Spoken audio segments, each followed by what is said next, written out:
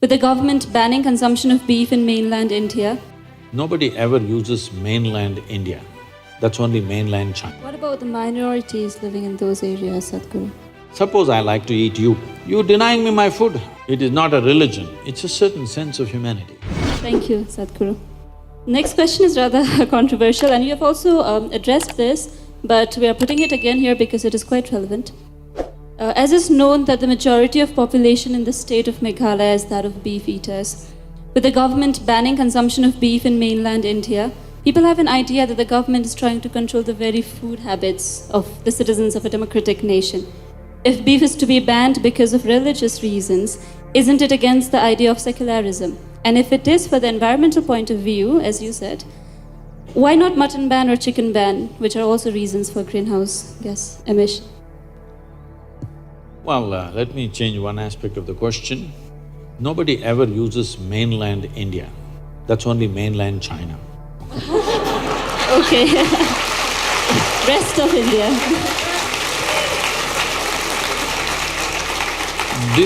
This is also mainland India only. So having said that,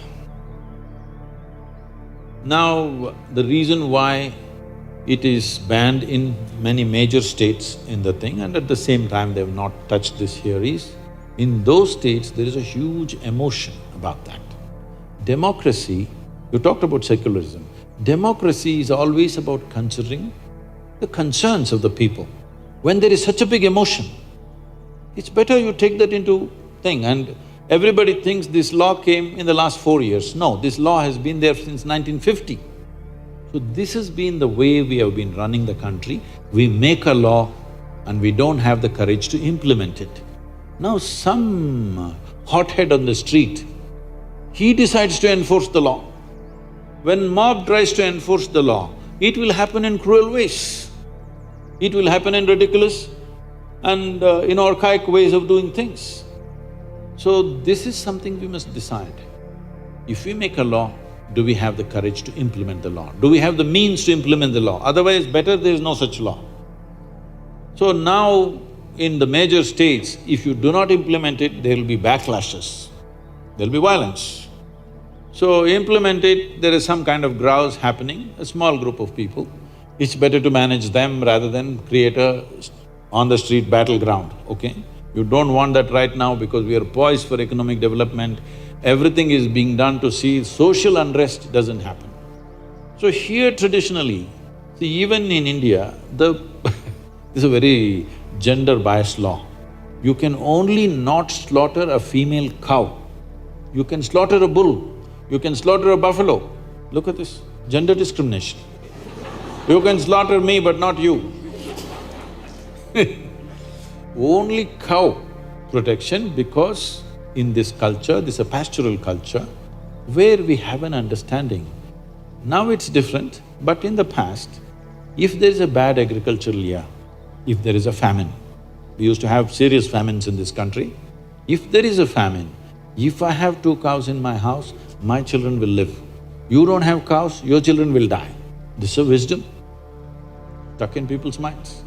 So when because of my cow, my children lived, I worship this cow because this is the source of my life and my progeny.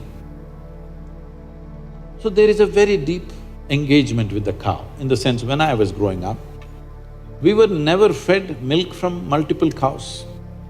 That specific cow, it has a name, and every day they will take you there and you at least give something, you know, one banana, one little grass or something to the cow, and always my grandmother will be saying that this is you're like your mother, you're drinking milk from this cow, you must be always grateful to this cow, this kind of thing. Like there's a huge emotion between you and that cow because you're drinking its milk biologically and emotionally you're connected. You're not drinking dairy milk which is million cows and buffaloes and we don't know what else. So this has been the culture.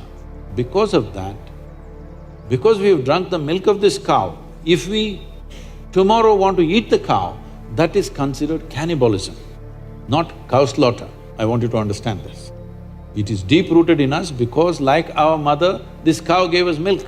Tomorrow how to kill it and eat it up, this is considered cannibalism, and we said you never kill the cow. But they allowed other big animals to be killed also. And this methane gas you're talking, this is not a problem in India, this is United States problem. All the statistics and stuff, we just import it from the West and we think it's like this. In United States, how the cows are kept is a completely different matter. If you go into a cattle thing, it's something you must go and see, then you will not ask this question again. You must go and see, there'll be 500,000 or 1,000,000 cattle in one place. There'll be not a speck of green because so many animals moving, full of dung and everything. All in sheds, sometimes they move them out for exercise and again back. On the highway side, if they're there a kilometer away, the kind of sounds they're making, it will churn your stomach. Because they're intelligent enough to know that they're going to be slaughtered. You must see the screams of the cows. Once you go there, never again you will touch anything because basically it will churn up something within you. Why I'm saying this is, the cow is an animal where I have seen this personally, somebody that I knew. This is a lady, she named this cow as Lakshmi. It always was with her, 30 years that cow has become, it's very old but still with her. This lady died at 87. This cow came and just stood in front of the house, did not move from there, refused to eat. 2 days later, it just fell dead right there. And I have seen cows, if you are very attached to it and you're in some grief, you're not even with the cow is somewhere else, but it knows tears are flowing from the cow's eyes. So because it has human emotions, we said you cannot kill this because it is exhibiting human emotion. If you kill it, it amounts to cannibalism. When there is such a sensitivity, if you say, in front of my house you will slaughter, obviously there is going to be a problem. So in this part of the country, there is no such sentiment, so they did not pass the law. I think it's a very sensible thing to do, isn't it? But every doctor in the world is telling you, red meat is the source of every goddamn disease you have, so you better change. It is not a religion, it's a certain sense of humanity. Humanity finds expression in various kinds of aesthetics. This is our aesthetic. What about the minorities living in those areas, Sadhguru? They can eat whatever else they want. But when it is imposed, the ban is imposed, they cannot. Suppose I like to eat you. You denying me my food. I enjoy human flesh. How can you pass a law against it, I'm asking? Hello? There is a law already that you cannot eat humans, but there is already a law that you can't eat a cow. The question is about passing of the law itself. No, I'm saying, see, you cannot eat a human being. Why? Because it's a human being. Now, we drank the milk of the cow, we have shared emotions with the cow, we don't see it as separate because in the villages, the cow lives in your house. There is no barn somewhere, it lives with you in the same house. So what is grown up with you, lived with you, shared life with you, you don't suddenly kill and eat it. Then you can as well eat your mother, what's the problem? I'm saying, what's the problem? It's good food. So I have taste for human flesh, how can you stop me from eating it? Don't start such an argument, it's not good. Thank you, Sadhguru.